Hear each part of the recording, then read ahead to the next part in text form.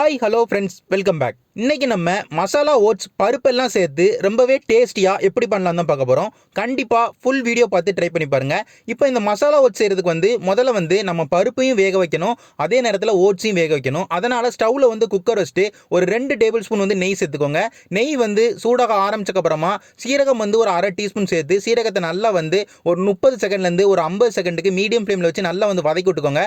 வதக்கி முடிச்சக்கப்புறமா நம்ம பருப்பு சேர்த்துக்கலாம். நான் பருப்பு சிறுபருப்பு சேர்த்துருக்கேன். ஒரு அரை கப்பு சேர்த்துருக்கேன். ஒரு 60 கிராம்ல இருந்து ஒரு 90 கிராமுக்குள்ள உங்களுக்கு சிறுபருப்பு இருக்கும். நம்ம பருப்பு எவ்வளோ சேர்க்குறோமோ அதே அளவு நம்ம ஓட்ஸ் சேர்த்துக்கிட்டோம்னா ரொம்பவே கரெக்டாக இருக்கும். நம்ம ஓட்ஸும் கிட்டத்தட்ட ஒரு அரை கப்பு சேர்த்துருக்கோம். அதுவும் கிட்டத்தட்ட ஒரு 70 கிராம்ல இருந்து ஒரு 90 கிராமுக்குள்ள இருக்கும். இந்த ரெண்டுத்தையுமே சேர்த்து இந்த ரெண்டுத்தையுமே நெய்யோட நல்லா வதக்கி விட்டுக்கோங்க. ஒரு நிமிஷத்துலேருந்து ஒரு 1.5 நிமிஷத்துக்கு ஸ்டவ்வை லோ ஃப்ளேமில் வச்சு நெய்யோட நல்லா வதக்கி விட்டக்கப்புறமா நம்ம தண்ணி சேர்த்துக்கிறோம். தண்ணி நம்ம ஓரளவுக்கு வேக வைக்கிற அளவுக்கு நம்ம தண்ணி சேர்க்கணும். தண்ணி கொஞ்சம் கூட இருந்தால் பிரச்சனையே இல்லை, கம்மியாக இருந்தால் அடி பிடிச்சிரும். அதனால் ஒரு 2 கப்பு தண்ணி சேர்த்துக்கோங்க. ஒரு அரை லிட்டர் தண்ணி சேர்த்து நல்லா மிக்ஸ் பண்ணி விட்டுக்கோங்க. மிக்ஸ் பண்ணி முடிச்சக்கப்புறமா ஸ்டவ்வை ஹை ஃப்ளேமில் வச்சுட்டு நம்ம குக்கரை மூடி போட்டு ஒரு 3 விசில் விட்டோம்னா நம்மளுக்கு பருப்பும் நல்லா வெந்துடும், அதே நேரத்தில் நம்மளுக்கு ஓட்ஸும் நல்லாவே வெந்துடும். அதனால் மூடி போட்டு ஒரு 3 விசில் ஹை ஃப்ளேமில் வச்சு விட்டுக்கோங்க. நம்ம 3 விசில் விட்டு ப்ரெஷர் எல்லாமே ஆறுனக்கப்புறமா நம்ம இப்போ குக்கரை ஓப்பன் பண்ணுறோம். நீங்கள் பார்த்தாலே தெரியும் பருப்பு நல்லா வெந்துருச்சு. அதாவது கிட்டத்தட்ட மசிஞ்ச அளவுக்கு நம்மளுக்கு வெந்துருச்சு. இந்த அளவுக்கு நம்மளுக்கு வேகணும். நம்மளுக்கு நல்லா மசிஞ்ச அளவுக்கு வேகலைன்னா திரும்ப நம்ம மசிய வைக்கிற மாதிரி இருக்கும். அதனால் நல்லா ஒரு 3 விசில் தண்ணி சேர்த்து நம்ம குக்கரில் வேக வச்சனால நம்மளுக்கு பருப்பும் நல்லா வெந்துருச்சு, அதே நேரத்தில் ஓட்ஸும் நல்லா வந்துருச்சு. இப்போ இது ரெண்டுத்தையுமே நம்ம ஒரு பவுலுக்கு மாற்றி வச்சுக்கிடலாம். மாற்றி வச்சக்கப்புறமா நம்ம மசாலா ஓட்ஸ் செய்ய ஆரம்பிச்சிடலாம். அதுக்கு ஸ்டவ்வில் கடாய் எடுத்து வச்சுட்டு ஒரு 2 டேபிள் ஸ்பூன் நெய் சேர்த்துக்கோங்க. நெய் உருக ஆரம்பிக்கட்டும். நெய் சூடாக ஆரம்பிச்சக்கப்புறமா நம்ம சீரகம் ஒரு அரை டீஸ்பூன் சேர்த்துக்கிட்டோம். ஸ்டவ்வை மீடியம் ஃப்ளேமில் வச்சுட்டு ஒரு 30 செகண்ட்லேருந்து ஒரு 50 செகண்டுக்கு சீரகத்தை நல்லா வதக்கி விட்டுக்கோங்க. சீரகம் நல்லா வதங்கி வாசனை வர ஆரம்பிச்சக்கப்புறமா நம்ம வெங்காயம் பெரிய வெங்காயம் ஒரு பெரிய வெங்காயத்தை ரொம்ப சின்ன சின்ன துண்டுகளாக வெட்டி சேர்த்துருக்கோம். பெரிய வெங்காயம் நம்மளுக்கு பொன்னிறத்துக்கு மாறணும் அப்படிலாம் தேவையே கிடையாது. நம்மளுக்கு பெரிய வெங்காயம் ஓரளவுக்கு பச்சை வாசனை போகிற அளவுக்கு வதங்கணும். அதனால் ஸ்டவ்வை ஹை ஃப்ளேமில் வச்சுட்டு ஒரு 2 நிமிஷத்துலேருந்து ஒரு 3 நிமிஷத்துக்கு மட்டும் வெங்காயத்தை வதக்கி விட்டுக்கோங்க. வெங்காயத்தை வதக்கி முடிச்சோன்னா ஸ்டவ்வை லோ ஃப்ளேமுக்கு மாற்றிக்கோங்க. ஏன்னா இஞ்சி பூண்டு பேஸ்ட் சேர்க்க போகிறோம். இஞ்சி பூண்டு பேஸ்ட் சேர்க்கும் போது அடி பிடிக்கிறதுக்கு நிறைய வாய்ப்பு இருக்குது. அதனால் நம்ம ஸ்டவ்வை லோ ஃப்ளேமில் வச்சுட்டு இஞ்சி பூண்டு பேஸ்ட்டோட பச்சை வாசனை போகிற அளவுக்கு ஸ்டவ்வை லோ ஃப்ளேமில் வச்சுட்டு 2 நிமிஷத்துக்கு நல்லா வதக்கி விட்டிங்கன்னா இஞ்சி பூண்டு பேஸ்ட்டோட பச்சை வாசனை போயிடும்.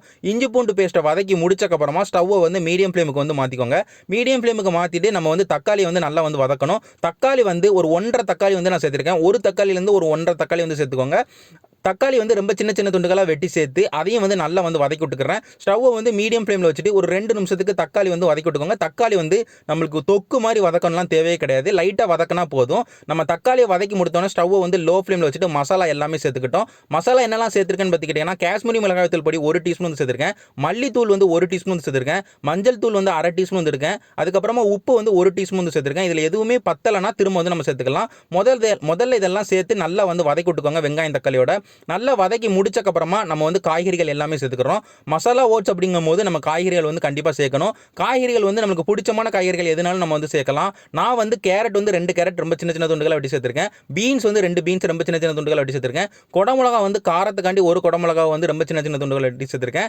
அதுக்கப்புறமா ஸ்வீட் கார்ன் ஒரு அரை கப்பு நான் சேர்த்துக்கிட்டேன். கடைசியாக நீங்கள் பார்த்துக்கிட்டிங்கன்னா பச்சை பட்டாணி நான் வேக வச்ச பச்சை பட்டாணி சேர்த்துருக்கேன். வேக வச்ச பச்சை பட்டாணினா முந்தின நாள் நைட்டே ஒரு 8 மணி நேரம் ஊற விட்டுட்டு அதுக்கப்புறமா ஒரு கடாயில் தண்ணி ஊற்றி ஒரு 15 நிமிஷத்துக்கு ஹை ஃப்ளேமில் வச்சு கொதிக்க விட்டக்கப்புறமா நான் சேர்த்துருக்கேன்.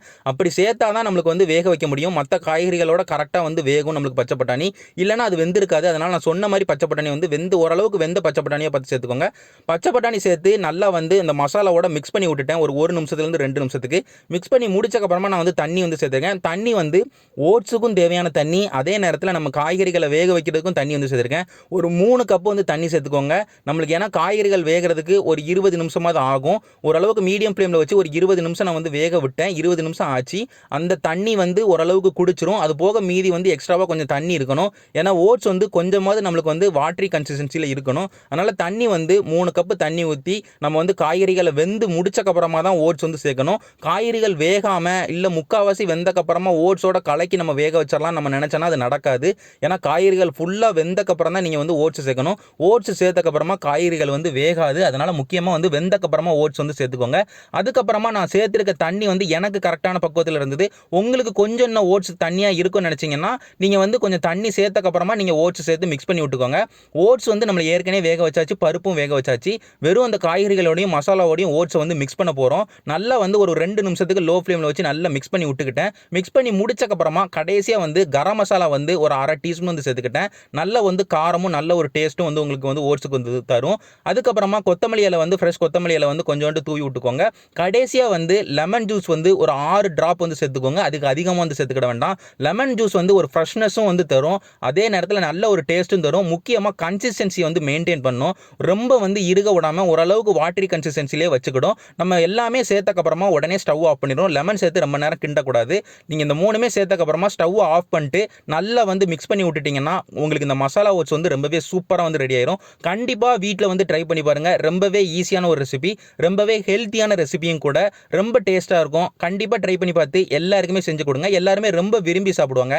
நான் இதே மாதிரி ஒரு சூப்பரான ஒரு ரெசிபியோட உங்கள் எல்லாருமே வந்து பார்க்குறேன். நன்றி.